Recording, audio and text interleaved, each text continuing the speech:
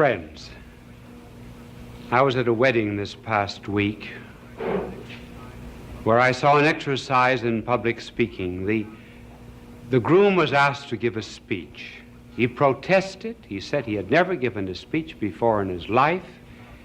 He would be very embarrassed, and he begged off, but everyone insisted. He stood up in order to cover his embarrassment and perhaps to get a little support. He leaned his hand on the shoulder of the bride. He began his talk saying, "This thing has been forced on me."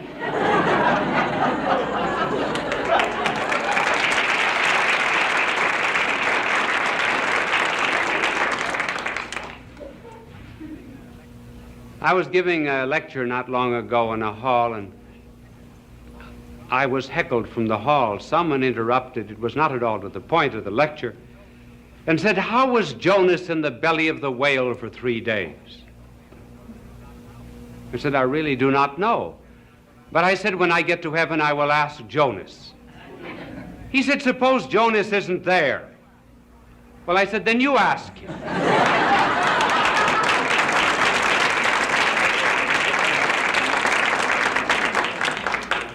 As you heard, this telecast is on the mentally sick, sympathy for them. Perhaps a good way to introduce it is to tell you a story of 2 dogs that were walking down Park Avenue the other day, and one of them said to the other, who was quite an aristocratic little French poodle whose name was Peluche, he said, "I understand you're having nervous trouble." "Yes," he said, "I think I'll have to go to a psychiatrist." The other dog said to Peluche, "Well, why don't you do it?" Peluche said, "I can't. Not allowed to get on a couch."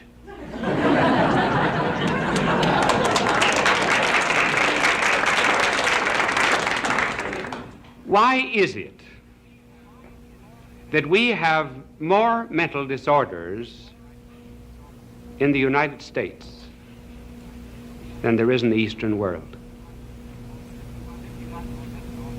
51% of the hospital beds of the United States are occupied by mental patients. A mental breakdown is almost peculiar to Western civilization. The reason is this. What keeps people normal is being under necessity. That is to say, having a destiny to work out, or the fulfillment of a quest of some kind. Now, the Eastern people are under a very elemental necessity. There are 2 kinds of necessities. One of them is physical. The Eastern people have to satisfy the elemental requirements of life, the 3 R's. In other words, they have to have a roof for their head, rags on their back, and rice for their stomachs. And as long as they are bound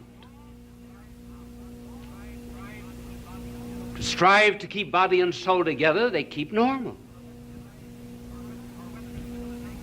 Our Western civilization is not under a physical necessity. There still is another necessity, which is moral. That moral necessity keeps people normal. It is the drive to be virtuous, to lead the good life, to eventually save one's soul. Now, if people do not have either a physical necessity or a moral necessity, they are apt to crack. That's one of the reasons why in our Western civilization we have not the problem of the 3 R's, we've got the ABCs: anxieties, boredom, and complexes. Now we might ask, what are, from a popular point of view, after all this is not a medical discourse, the principal kinds of mental disorders from which people can suffer? Well, they are 2 kinds, and we will describe them quickly and as briefly as possible. One of them is psychoses. The other, neuroses. One difference between the two is that this is organic. It is constitutional. It has something to do with blood and our whole physiological structure, though it could be induced also by some kind of shock. The other, the neuroses, is something that is acquired. It is not organic, it is a trait in personality. For example, someone who has a superiority complex, the desire to be above everyone else. We say this is organic. This is not to be helped so much by any kind of analysis. Some time ago, doctors made an experiment with rats who had been trained to go up certain strings and then to seek in apertures for food. The doctors took blood from a schizophrenic patient, a human being, and injected that blood into the rats. The rats, to a great extent, lost their training, which shows that the basis in some way is organic. That is one difference between the two. Another difference between the two has to do with reality. The psychotic patient is to a great extent outside reality. That is to say, he lives in a world of fantasy. Suppose he's a paranoic and believes that he's being persecuted. That's not a real world. No one is actually following him, though he believes it. The neurotic patient, on the contrary, is in a much more real world, but he has disturbed relations about that world. To explain it much more simply, a psychotic patient believes that 2 and 2 equals 5. Therefore, he's wholly out of contact with the real world, has a logic all of his own. That's one of the reasons why it's rather difficult to use argumentation and reasoning with psychotic patients. The neurotic patient believes that 2 and 2 equals 4, but he's worried about it. Then another difference here, the psychotic has little responsibility, but has some responsibility. Here, there is great responsibility. The neurotic is in flight from responsibility, a flight to illness. For example, there was one man who had worked in an office for 20 years. He was sure that he would be named vice president. He felt that he should have been named one of the 76 vice presidents, but he was not. A younger man was named ahead of him. He developed headaches, sickness. He was not able to go to work. He was not really sick. He was in flight from responsibility because his pride was hurt. Now, those are some of the differences existing between the two kinds of mentally sick, which brings us to this other question. Why is it that so many people break? Now, here we're not so much concerned with the psychotic as with the neurotic, though the explanation will, to some extent, hold. The best explanation that there is that which is given by Dr. Viktor Frankl of Vienna. Now, he uses a very long term to describe it. Doctors must do that, you know. They're like philosophers and theologians. Sometimes big words carry the burden of those who are too lazy to think for themselves. And the test of understanding anything is always to be able to explain it. I can remember once when I was in class in philosophy, the teacher said to me, "Explain time. Give a definition of it." I said, "I know what it is, but I can't tell you." He said, "You do not know what it is. If you knew what it was, you could tell me." So now I wonder if I can explain Dr. Frankl's term for many, which he gives as the explanation of many neurotic cases. He calls it existential neurosis.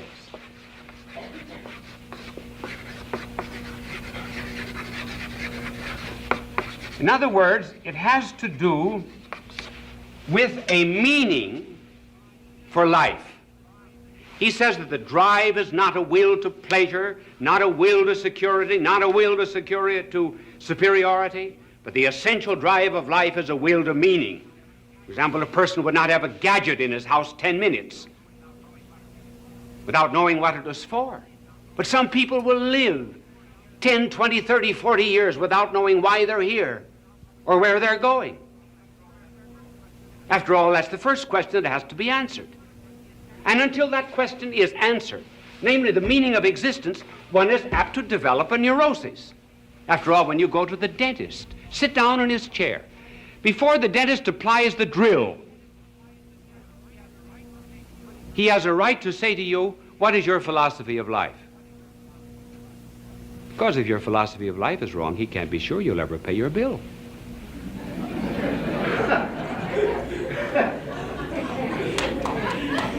There must be some dentists in the audience.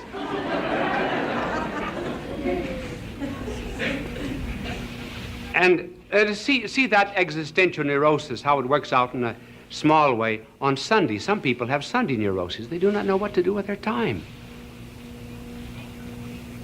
Leisure is one of the big problems of Western civilization. We work only 38, 40 hours a week, and there are 168 hours in the week. What purpose is life the rest of the time? One of the reasons for juvenile delinquency, and we should call them not juvenile delinquents, but lawbreakers or hoodettes, little hoodlums.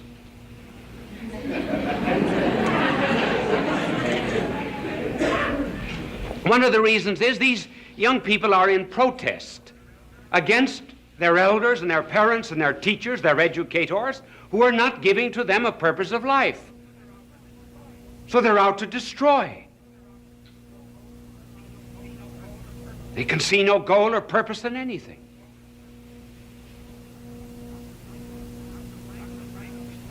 Dr. Frankel, who passed through both the Nazi and the Soviet concentration camp, said that some men who completely lacked a goal or purpose in life thought of their prison existence as just a march to a grave.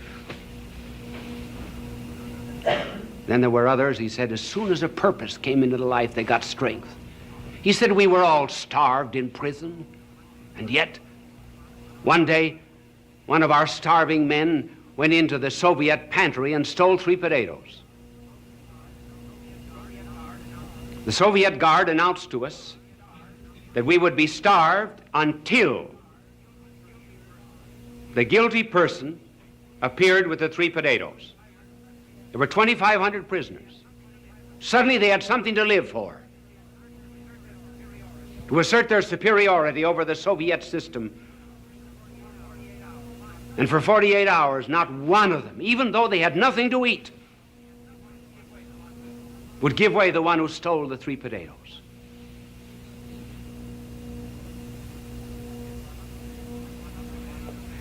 He said one other man who was suffering every form of torture in this concentration camp, and someone said to him, how do you bear it so well? He said, when I came in here, I made a pact with God. I promised him that I would endure every manner of suffering without any kind of protest, if only my wife would be spared from a Soviet prison camp.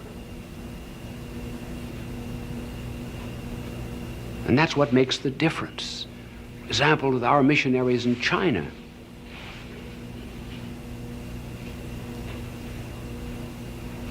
As long as they can see beyond the suffering, it becomes bearable and endurable. One woman was telling me that every day when she was let out into the prison yard, the guard would open the prison just about that wide and take her 2 or 3 minutes to squeeze out, and all of that time he would keep spitting in her face. And she just smiled back at him. One day she said thanks, and without cynicism. And when she came back, he said to her, why did you say thanks? He said, because you made it possible for me to understand how our Lord felt when he was spat upon. There was purpose. Nietzsche did not say many wise things, but one wise thing he said was, one can endure the how of anything if you only know the why. And Dostoevsky, who suffered so much in a Siberian prison at the close of the last century, said, I pray to God that I may be worthy of my sufferings. He was not suffering from a neurosis caused by the meaninglessness of life. Why is it that we have more sympathy for the physically sick than the mental? They get little sympathy. One reason is, I suppose, we have no experience of the mentally sick.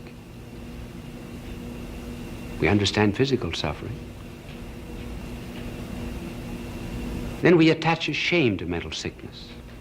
We regard it as a stigma. If someone in the family is sick, we hide it.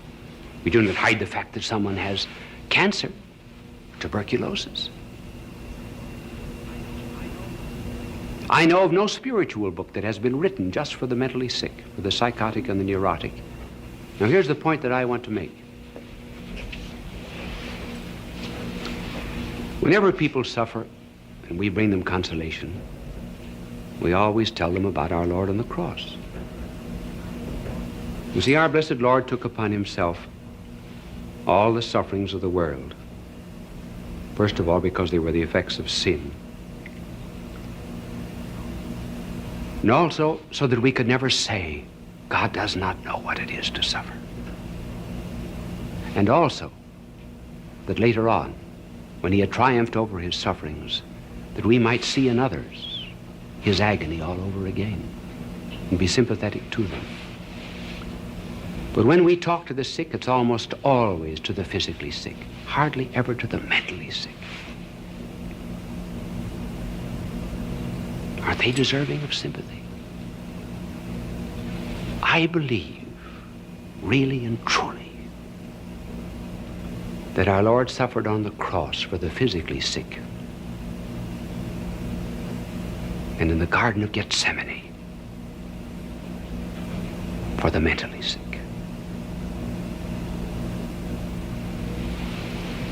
Look at the words that describe his agony there. Sorrowful unto death, sad, heavy, fearful. All the psychological descriptions of these people whose minds are disturbed in some way. And then he suffered the loneliness that they have, their isolation from society. Loneliness by finding his apostles asleep. Loneliness by shutting off all divine consolation. Though he said, I might have asked my Father for 12 legions of angels.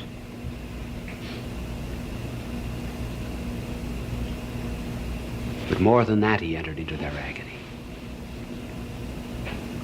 It was mental agony he suffered for them. There are various levels of pain. And in order to understand his agony, just recall that animals do not suffer as much as we do. We're very apt to read into an animal's suffering, but it is actually quite unjustified. An animal may be in pain, say, for 2 or 3 hours, and there's each beat of pain. But the animal never adds up the beats. What might be the 20th stroke of the hammer of pain is not to him the 20th stroke. It's isolated, it's unrelated. It's just that moment. But when we suffer, we go back to the past. We say, oh, I've been suffering from this for 3 years, 7 years. And we pull all of that past up to the present moment and load it on the present. And then we look in the other direction. We look off into the future. Maybe 5 more years, maybe 10 more years. I will be tortured. And then we pull that back upon ourselves. And the present moment has within itself the addition of all that has been and all that we can imagine it will be. That is why we try to distract the sick, to break up that continuity. Now, in the case of the agony in the garden, our blessed Lord was suffering not physically. He was suffering spiritually and mortally. What physical pain is to you and me, that moral evil is to him. Rather difficult for us to understand that, but it is true that only the innocent understand what guilt really is. So he begins to take upon himself all of the guilt of the world, all of that guilt that produced in some way, however indirectly, all the psychotic patients of the world. And all of the denial of guilt that produced all the neurotic patients of the world. And that is principally what neurosis is, the denial of the responsibility of their own guilt. And he took all of that upon himself as if it were his own.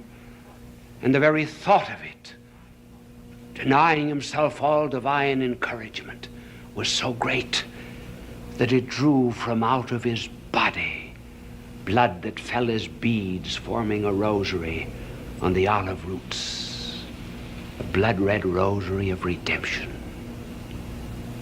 So that from that moment to this, the mentally sick could never say he does not know what it is to be sad and sorrowful unto death. And also, in order that we might see in all of the mentally sick of the world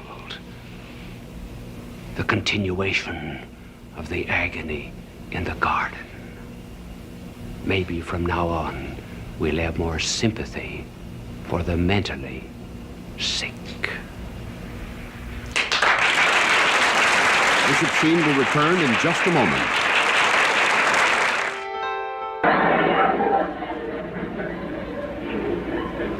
There are actually 4 distinct stages which we will enumerate in the meeting of boys and girls. The last stage of all is courtship. The first of these stages is what might be called a togetherness of boys and girls. And the second stage is separation. The third stage, I give this rather peculiar name, is to confuse you and make you think that I'm very learned about this problem, is crystallization. And fourth is courtship.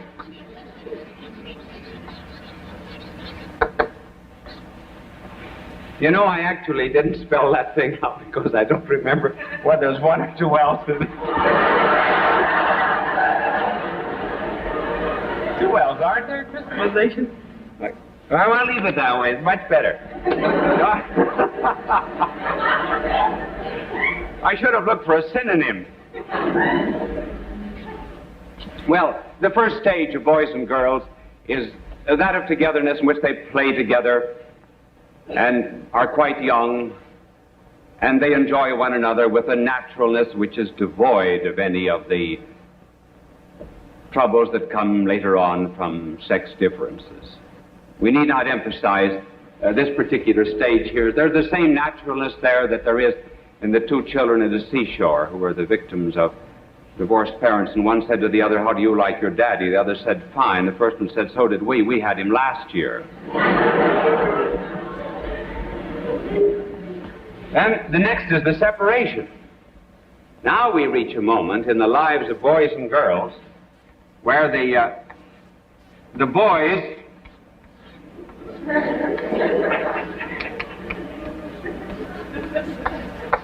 separate from the girls.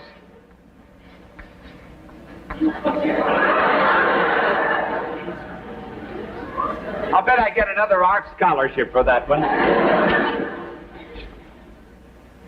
Now, in this stage of separation of boys and girls, the boys do not want to be seen with the girls, and the girls do not want to be seen with the boys. As a matter of fact, the greatest punishment that can be given a boy at this particular age is to be made to sit with girls. Girls are all sissies. And then a girl, of course, in her turn, hates to be put with a boy. It's a very interesting stage of life, and a very good one, because it is one that might be called polarization, in which they break off into opposite poles.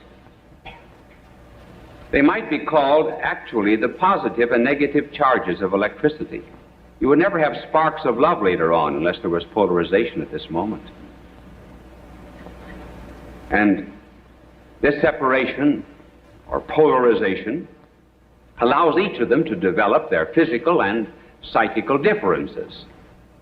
For example, the boy, when he's with other boys, becomes aggressive, develops heroism, certain talents, aptitudes, has his own ideals, and has the potentials of manhood within him. The girl, on the contrary, when she's with other girls, she develops effeminacy, the right kind, delicacy, refinement. She begins to learn and understand that she has a rhythm that beats with the rhythm of the cosmos. And there is given to her some great and tremendous, mysterious, creative possibilities. This stage of separation is really so ideal that at this point of life, it is very well to have boys and girls educated separately. Otherwise, if you've got a too precocious mingling of boys and girls, the boys are apt to become sissies and effeminate, and they grow up not to be men but mannequins.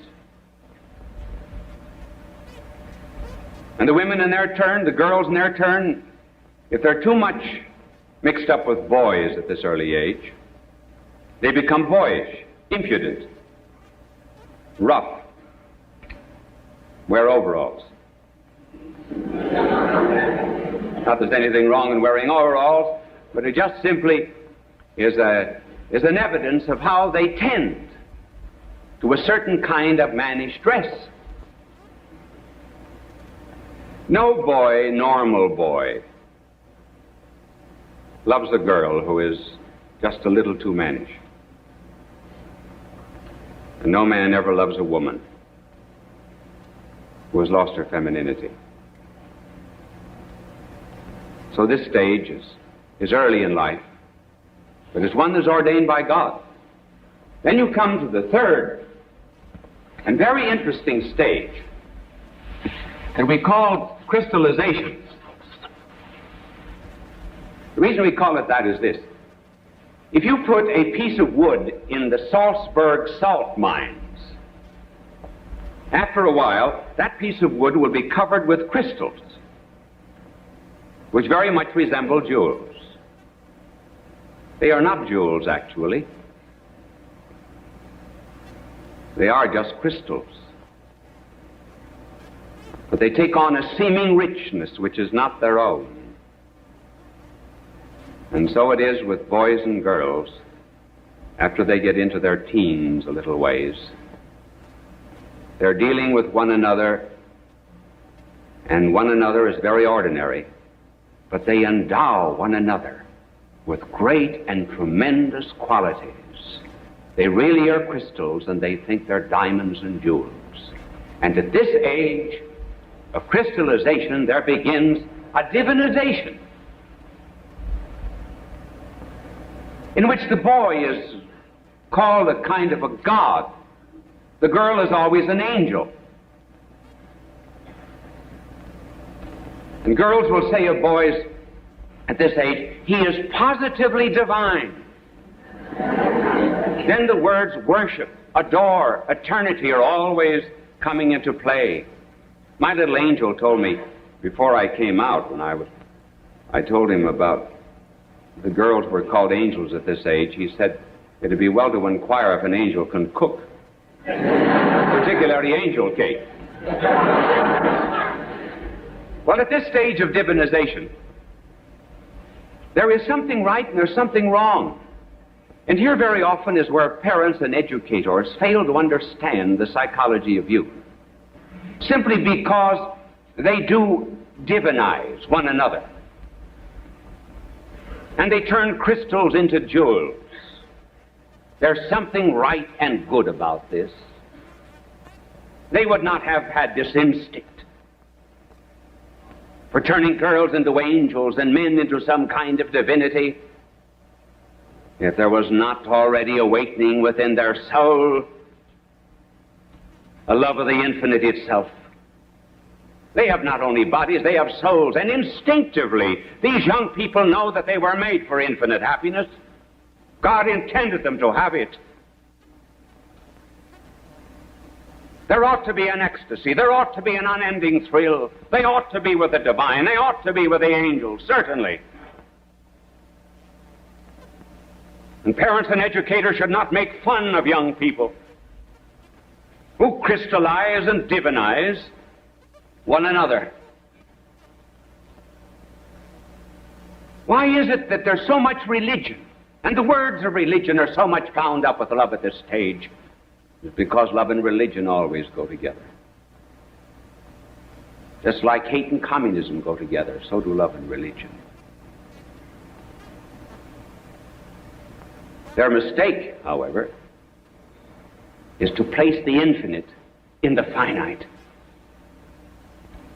and to think that the infinite happiness and love and ecstasy and thrill that they want, thrill that is unending, is to be found in something that is purely corporal and physical. That's their mistake.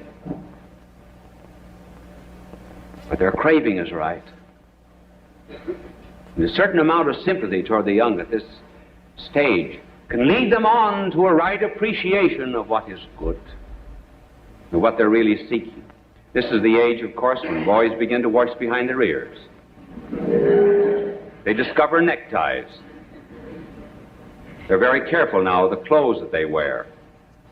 They did not mind a patch in the trousers. Now they do.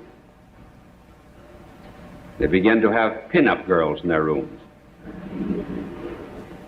I heard of two soldiers in Korea. They had beds next to one another, and one of them had a lot of pin-up girls above his bed, and he was studying, and the other soldier said to him, "Remember, they're 85% water."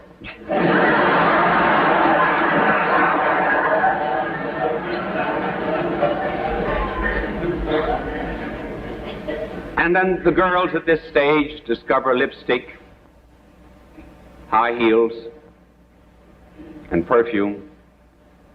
I know of one girl who was being crystallized at this particular age of life, who believed the perfume advertisements. Remember the cartoon that appeared years ago? Someone went into a perfume counter and said, "Haven't you anything for beginners?" Well, this girl went in, and she wanted some perfume, because she was an angel, and the clerk said, "Well, here we have a perfume, $35. It's called Perhaps." She said, "For that price, it ought to be called Sure."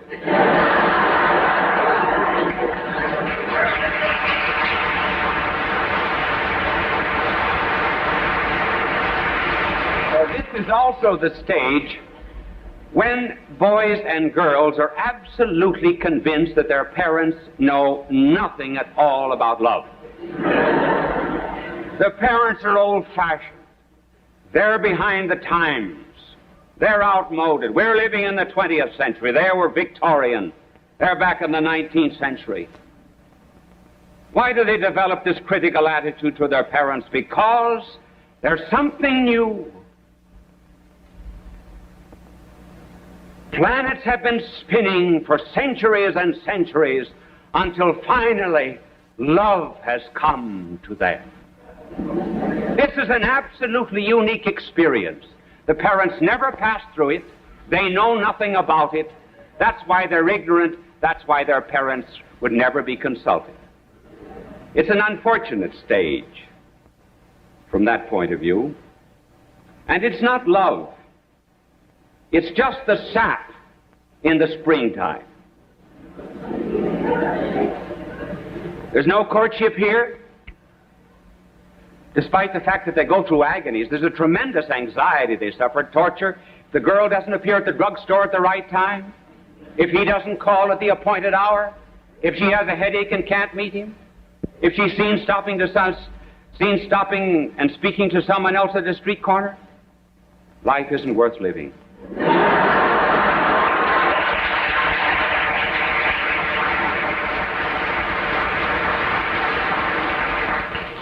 This has rightly been called puppy love. And a little warning, if boys and girls marry during puppy love, the chances are they'll lead a dog's life later on. Now we come to courtship. And courtship, we cannot give all standards and tests, but we will give just a few. Two will refer to young men and young women together. One will refer to a young woman alone, and the other a test for a young man. First together is the problem of affinity. And secondly, for boys, sacrifice. For girls, femininity.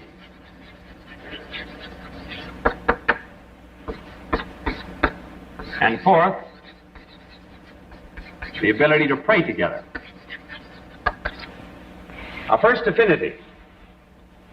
Is there an affinity between a young couple who are beginning to fall in love with one another? I'm not speaking of physical affinity. That has been treated elsewhere and in a very copious fashion. But it is well to remember that beauty in a man, in a woman, and strength in a man do not long endure. They are given to young people only to serve as purposes of allurement. And they pass away later on in life. Yes, he is a strong man when he makes an end run on a Saturday football team, but ask him later on to take down the screens.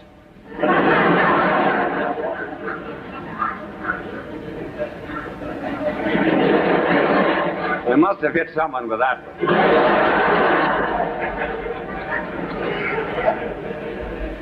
So there must be some other affinity besides the physical, namely an interest one in the other.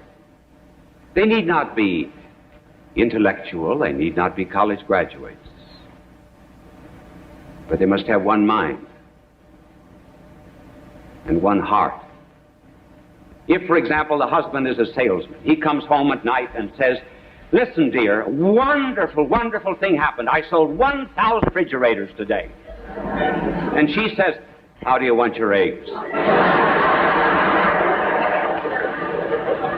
Now, that's one of affinity. A musician, for example, should never marry a woman who's tone deaf. But above and beyond all that, married life is very much like a game of tennis. There's a give and take. And there should be an abundance of that. And the real test, as they come closer to one another, is to ask if they can share not only the joys of life, but also the frustrations. A symphony is made up of a treble and bass. There are indeed melodious notes, but there are also counterpoints, and there are seemingly opposing and conflicting themes, and yet all of them, in some beautiful fashion, are molded together into harmony.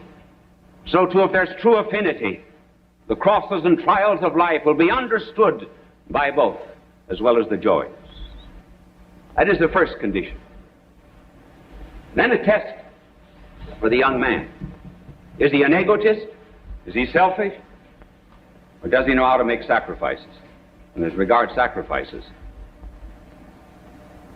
remember, sacrifices are born of love. That's the reason he gives a ring of gold instead of tin. Because it costs something. If he's egotistic before marriage, he'll be egotistic afterwards, more so. If he sends you 100 flowers before marriage, you'll get 10 afterwards. If he has 4 roses before marriage, he'll have 40 roses afterwards.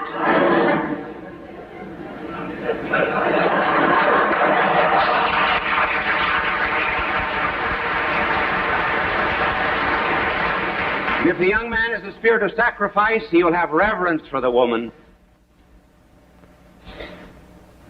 Reverence for the mystery of femininity, knowing that she is not a bargain counter where a motley crowd can purchase. Find indeed the young man who can treasure for days and for weeks and for years the gift of a rose or the touch of a hand of a friend.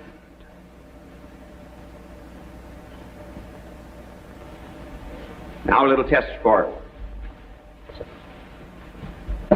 the young women on the part of the men.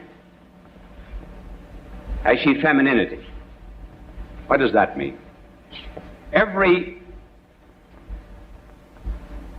woman was made to be a mother, either physically or spiritually. Physically by the generation of physical life, and spiritually by the generation of spiritual life, and by tending the ills of others, and by serving divine and holy causes. And if she is a true woman,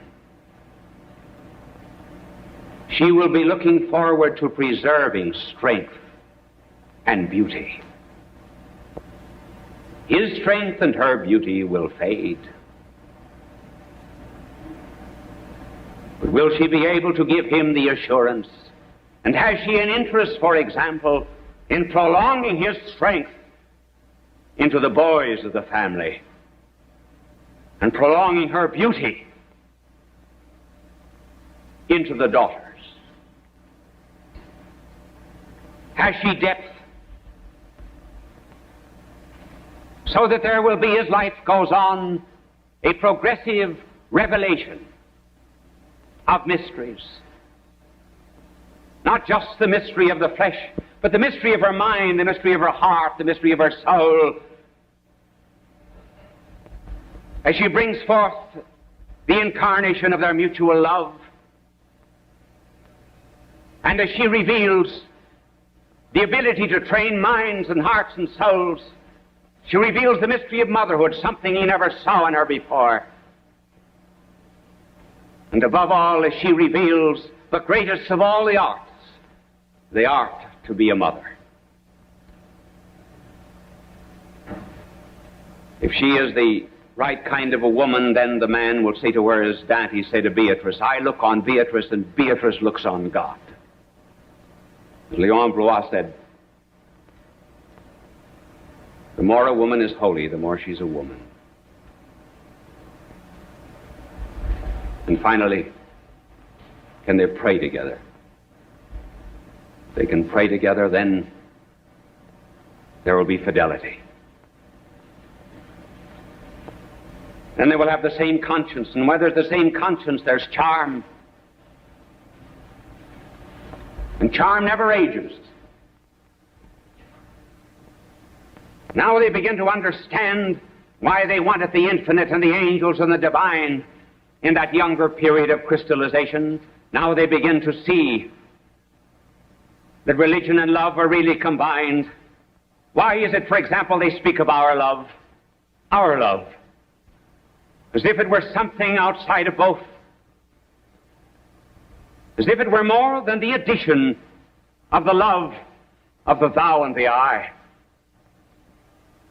Why do they speak of this curious thing, our love, if it be not a reflection of the divine love of the triune God, where there is the lover, the beloved, and love? Why is it that they see in the springtime, in the birds, and in the autumn, in the waterfalls, in the moon and the stars, telltales of love? Everything seems to speak to them, if it be not because only lovers understand that God, the Creator, made everything in this world out of love. Why is it that they want to exchange secrets one with another and unburden their hearts? If it be not because they are reflections of another revelation of God himself, who would not keep the secret of his love and told it in the Old Testament. Why is it they want to be two in one flesh, if it is not in order to prolong through history the great mystery of the divine and human natures of Christ? Why is it that the lover is always on his knee and the beloved is always on a pedestal? If it is not because there's humility and a sense of unworthiness, and in preparation for communion one with another they say, Lord, I am not worthy, Domine non sum dignus. All their love is then the reflection of God, and they understand that if human ecstasy can give them so much joy, then what will be the great heart of God?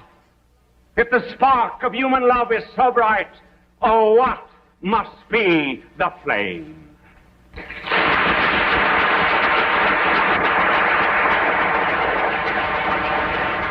People of all faiths recognize Bishop Fulton J. Sheen as one of the greatest communicators of the 20th century. He was born in El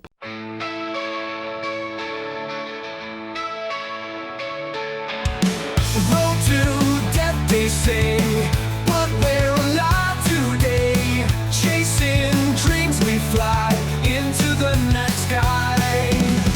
Lights flash, blind our sight. We race into the light. Hearts beat, thunder loud. We're lost in the crowd.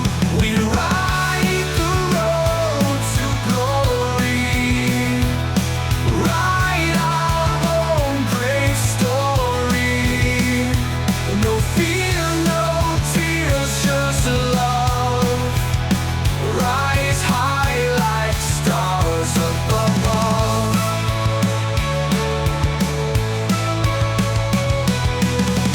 Battles fought and won. We're shining like the sun. Fear falls to the side on this fearless ride. Awards and gold in hand, we take our final stand. Filmmakers, actors proud, we shout our dreams out loud. We ride the road to glory. Write our own great story. No fear, no tears, just love. Rise high like stars above.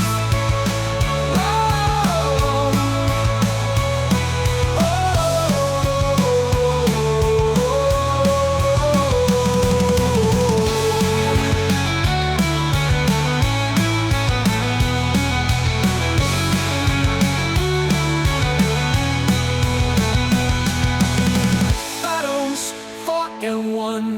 We're shining like the sun.